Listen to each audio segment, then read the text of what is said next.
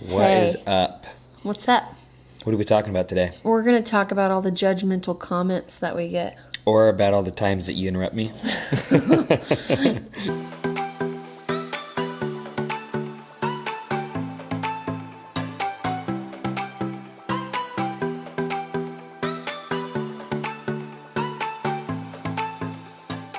Hey, I'm Sammy. I'm Spencer Robbins, and we run A Life of Free. If you haven't already, subscribe to our channel, like, and share it with a friend. Do it. Do it now. Do it. Do it. Here's the thing. Recently, we get flack on Instagram, YouTube, Facebook, and emails. Our content reaches thousands of people, and whenever you reach thousands of people, you have a lot of people that are impacted in really powerful ways, and then you have people that are really triggered, and people whose buttons we push, people who have pain towards someone that I remind them of, or someone that Spence reminds them of. Yeah, I think an easy way to explain that is when we're watching something, especially when it involves emotional health or something that we're passionate about, we bring all of our lenses, our assumptions, and our perceptions of life to the table. Our lenses, our belief systems about women, about men, and those impact and influence the way that we perceive information and perceive things. And there's been a bunch of times that we've shared content and we're not super connected. We're business partners, y'all. We have a lot of stuff that we have to do on our plates, and so we go for it anyways. Here's some practical things. There's always going to be someone who disagrees with us. There's always going to be someone that we affect negatively and trigger. And we're never going to be able to please everyone or be everyone's cup of tea. But there's practical elements to, like, we recorded a video last week and we got disconnected in the middle of it because we're trying to make our videos not 30 minutes long. They need to be 15 minutes long. And so Spence is asking me questions for the video that would have been really good content and really helpful, but I stop in the middle of us recording and I'm like, babe, this is going to be too long. I can't answer this question. And he's like, no, here's why you need to answer this question. I'm like, no, babe, it's going to be way too long. And so we have this 5-minute long disconnection, and then we have to make up, which this is just healthy confrontation, working through things in marriage. But when you do business together, you have to work through things way more. Yeah. You have to hold really quick accounts and short accounts. And so in that video, we made up and then we tried to salvage connection and just finish sharing. Yeah. But all of the time when we're creating content, we're not just being husband and wife, we're being business partners. We're refining each other. We're completing each other's sentences and thoughts. We interrupt each other all of the time. All the time. And it's kind of but we work through them. We work through it. So we're making this video. We think it's going to be valuable for you guys. Valuable. It's going to be valuable for you guys because we all get flack. We all experience accusation and judgments from people. Mm-hmm. We experience people that don't understand us. We experience pain in relationships. We navigate through. We all navigate through. Being misunderstood and being in pain in relationships. And so we kind of wanted to bring up the conversation and dialogue to help you understand what we walk through on a day-to-day basis, not just as a married couple, but as business partners. There's a lot that we have to walk through running a team of 30 people, and so what we learn and what we go through and what we have to confront in those two different dimensions of relationship are a lot different than what a lot of couples have to go through. Yeah. And so we figured we would open up the conversation, share some of how we process through things, maybe give you some tips and tools on how to process through judgments or shame or accusations or fears that you confront on a daily basis in your life, and see where it goes. Yep. Sound good? Sounds good. Cool. So one of the comments that we got was from a guy that had really, I'm sure he had great intentions with what he was sharing. He wanted to share truth, but it was laced with some different perceptions and assumptions and lenses on his own side that he didn't realize that he was carrying into his comment on our YouTube video. And so Typically, we don't respond to a bunch of YouTube comments like that, but I just felt like I wanted to lean into this, see what's going on. So I asked some questions. And Well, what did he say? he said, the thing that he said was, Sammy, you unintentionally abuse Spencer, and you share things publicly that should be shared in private. And You blatantly disrespect Spencer, interrupt him. and I couldn't keep watching after the first couple minutes. Except the first couple minutes, we put up a slide that said we were disconnected, and then we worked through it, and then we shared another 20 minutes of pretty good stuff, I thought. Yeah, it was supposed to be funny. We got disconnected. We salvaged it. I edited it in a way that was supposed to be funny. And there's another moment in the beginning of the video where I was like, okay, what are we talking about? Oh, we're talking about you and all your problems. And I guess it was a bad joke. Because we focus on emotional health and fight for health in our life so much, make jokes about emotional health. So that would be like the worst, most shaming thing a wife could ever say is, let's talk about you and all your problems. Oh, so yeah. That was my bad sense of humor, because I would never, ever, ever, ever say that. And I would never say it with any kind of honesty. And so, in all due respect, I guess if he took that as serious, it would have made sense. It would have been abusive. It would have been really abusive and shaming. Yeah. But that was a joke. Yeah. So, but we have to work through things on a daily basis. Like, one of the things that, that we're getting really good at in our marriage is taking ownership for our past pain, our triggers, the ways that we're scared and reactive in relationship because of life with mom or life with dad, or pain and abuse and neglect that we experienced growing up in childhood. And relationships are scary, especially to be seen and known, and to have needs, and to be vulnerable, and to expose yourself to someone using information against you, or to create more accusation and judgments about who you are as a person as a result of a failure that you had, or all sorts of things like that. And so on a daily basis, we have to own our pain to create a safe space for each other in marriage, to keep sharing honestly what's going on.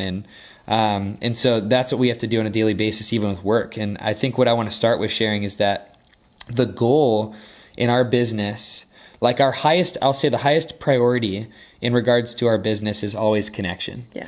It doesn't matter that we have 30 employees, doesn't matter that we have lots of clients that depend on us. It doesn't matter that we love impacting people and sharing what we've experienced in our lives to bring healing and wholeness. It doesn't matter. Our highest priority is still connection. We will blow up the business if it ever sacrifices or threatens our connection with each other. And so, since that's our highest priority, it creates safety for us to have dialogues in business, to trash a day of recording, to trash a day of working, to make sure that we're focusing on connection. And our goal in marriage isn't peace. There's a lot of couples that we've been exposed to where a lot of them that have good marriages, it's because they're peacekeepers and they want things to just be good and feel good all of the time. Our goal isn't to keep the peace. Our goal is connection. So sometimes we get connection through confrontation and conflict.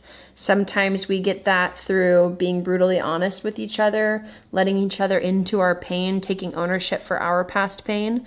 And so sometimes we have to make messes to get there.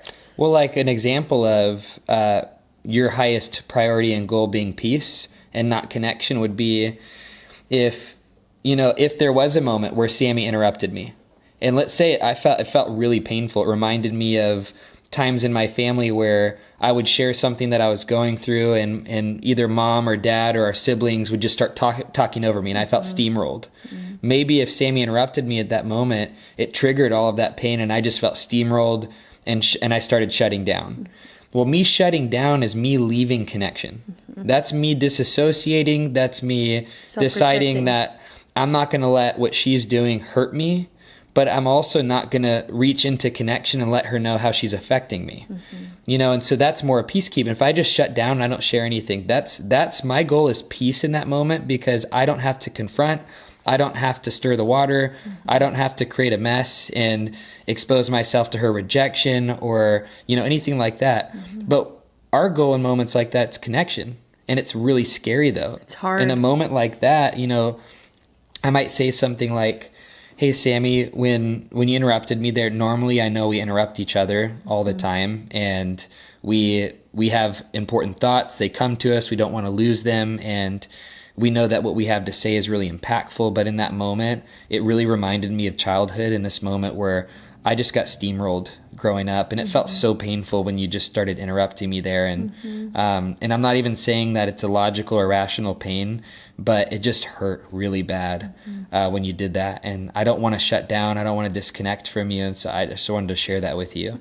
You know, and if her response is to bring safety to the table and create a space for more honesty in the future. Which would look like me saying, I'm so sorry that I affected you like that. That wasn't my heart. It wasn't my intention. I'm sorry that I caused you pain. I'm sorry that it reminded you of your childhood. I just want you to know that what I think you have to say is so important. And I wasn't interrupting you because I thought I had something better to say. I was trying to tack on this thing before I forgot it. Or it felt like what I had to share was an important piece that made your part of it make sense, because we do that all of the time. Yeah. But that was not my intention at all. I'm sorry. Will you please forgive me? Yeah. That's typically how our confrontation looks. Yeah. And so sometimes we need to go back and forth until we really understand each other and get each other's pain to where, you know, and sometimes we just need to deal with our own triggers alone, apart from each other. Because if she gets really triggered, or I get really triggered, and I just feel like she's the problem because I can't even connect with past pain or what happened in childhood that this moment's reminding me of, then I'm going to be really triggered, and I might shut down, disassociate. I might, you know, want to abandon my needs to caretake for her. I might have a triggered response in that moment. And so if that's true, or I create disconnection or I create space, she might be triggered by that and see that as abandonment. It might just keep triggering each other. Yeah. And so sometimes the best thing you can do is create space and then go love on yourself apart from each other, and then go share with each other when you feel like you're able to connect with love, you're able to connect with God. Love is able to be present in that moment. So we're just sharing to give you guys insight for the people that have judged the way that we interact or have judged confrontation. Like for us, health doesn't mean that we don't have problems, and it doesn't mean that there's no conflict. Health means that we're fighting for connection no matter what it costs us. And we make messes all of the time to do that, but we take ownership for our stuff. We fight to see, to hear, to know, and to understand the other person, and for both of our pain and story to be valid. It's like, hey, my feelings are valid, but yours are too. And so we're only sharing about that part of it so you guys can understand how we navigate through things. I think that that's what makes marriage healthy. And if you, I don't know, maybe you were raised in a family that you never saw your parents fight. Or maybe you were raised in a family where your parents were always fighting and it equaled disconnection all of the time. Based on how we grew up, we have different views of what confrontation and conflict looks like. And we'll have our own internal pain that gets triggered when we see other people in disconnect. So it's important to understand what your past pain is and what you believe about different things or marriage or confrontation. So in a moment when you're watching our content, for example, you can recognize and identify when you get triggered and when you have stuff that you're projecting onto us in moments. So, but I want to bring it back because you were mentioning, we got that comment and you said you wanted to kind of see what was in there and ask questions. And then you talked about our trigger. Yep. I don't know if I have much more to add to that. Or tack on to it. Oh, okay. But one thing I did want to speak on is that in Christianity, you know, we've been around ministry for a long time. I've done many trips around the world in ministry and to Africa, and I was a youth pastor for several years. I led worship for years, grew up in a Baptist church, have gone to ministry school. You know, we've been around churches and church settings a lot, and a lot of different denominations of Christianity. And very often in the institutional church, there's a lot of a performance driver that people have with wanting to be good Christians. And it's usually fueled by this, what's almost at the root of it, shame or guilt or something like that, that says you need to perform in order to be a good Christian. And that usually seeps into the way that we do relationships, the way that we think that relationships should go, conflict should go, the way that people should communicate. Yeah. And we carry all these judgments when we watch something like a random video on somebody on YouTube. we carry all these lenses of this is the way things should be done when we watch something. And it triggers us if we feel like it's out of control. Yeah. And I can't control this, and this feels out of control. But God is so outside of performance. Even in Revelation, when people came to him and said, did we not cast out demons in your name, prophesy in your name, raise the dead in your name? And he said, depart from me, I never knew you. I don't think that's God saying, I want so much disconnection with you. I think that's saying I wanted connection and intimacy the whole time. Yeah. But you're trying to carry your performance as a reason and justification for our relationship, and that's not how we function. God wants intimacy with us. The way that he designed relationship was connection and intimacy. And so the way we do relationship is not throwing our rights and wrongs at each other and throwing our logical arguments and conceptual truths at each other. It's owning our pain. It's sharing it. It's allowing the other person to step into our vulnerability and bring love. And ultimately, love is the thing that transforms and changes us and makes us more like Jesus. And the more that we shame ourselves for wrong or bad choices or decisions or functioning in relationship the wrong way, the more we shame ourselves or guilt ourselves or judge ourselves for that, the more disconnected we get from intimacy. Yeah, and we often, one way to identify if you're in partnership with shame is if you shame other people based on their behavior or their performance, or if you have judgments and accusations against other people in different moments. Typically, we give away the love to other people that we give ourselves. And so if you have a tendency to be in judgment or shame or condemnation towards the people around you, it's probably what your own internal voice and your own inner critic sound like. And so in this, we're going to wrap up because I know it's already been Can I share 16 minutes? Yeah. Quote from William Paul Young? Yeah. So William Paul Young wrote The Shack. He has a lot of polarization from people on what they think and feel about him. But if you've read The Shack or you've seen the movie The Shack, it's an emotionally impacting movie that helps you connect to God. There's not, he's giving, I won't explain everything because we don't have enough time, but he gets a lot of flack. He's also the most loving and tender-hearted man you may ever meet in your entire life. And we got to have him speak to our clients at one point and do some coaching with them. But one of the things, so our friend is close friends with William Paul Young, and asked him, hey, you get so much flack from people that say all these awful and mean things about you, and they judge your heart a lot and your intentions and your relationship with God, and how do you deal with that? And his response was, I don't really think anything about it. And he's like, what do you mean you don't think anything about it? And he's like, well, what they have to say about me says a lot less about me than it does about them. And what he was saying by that is when people give judgments and accusations to somebody, it actually says a lot more about the person giving judgments and accusations than the person that they're judging and accusing. And so he doesn't personalize it because he says the people that know me. Yeah. And he's like, and I know me. And I know that those things aren't true. And so I don't need to partner with those accusations, and they don't affect me because I know me. And one thing that we teach our clients in is to be really good at understanding themselves. So if someone is speaking or you have a connection with a person in front of you and you have feelings that come up, or you have a judgment that comes up, or you have accusation that you're feeling, it's not bad, it's not wrong, but that judgment is an indicator that there's something going on inside of you that's triggering you.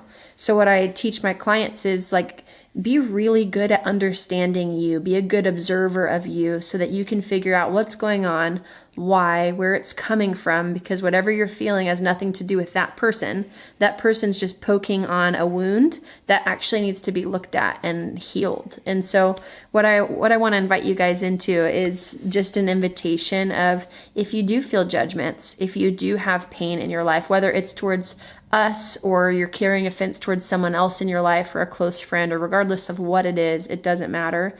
There's something inside of you that's being poked at that actually needs a lot of love and compassion and tenderness. It's a pain and a wound that needs to be healed.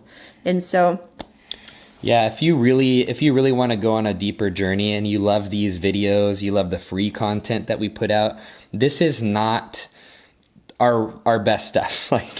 This is us setting up a camera and having a dialogue. conversation.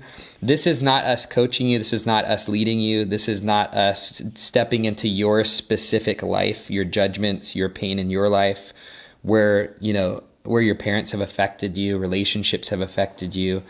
And so if you do want those things though, and you do like these videos, check out our free workshop, and there should be a link there should be a link to sign up for that, either in the description, or there should be just a button that you can click on to join the free training.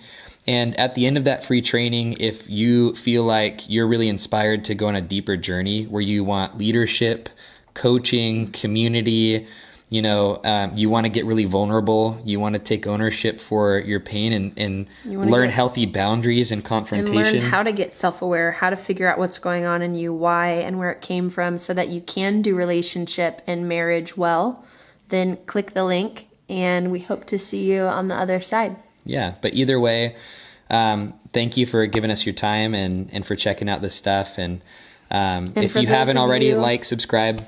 And for those of you who hate this and you're still judging us, we love you too. Yeah. It's okay. You allow us to go on more process, which we love. And so thanks. Bye, guys. Have a good one. Take care.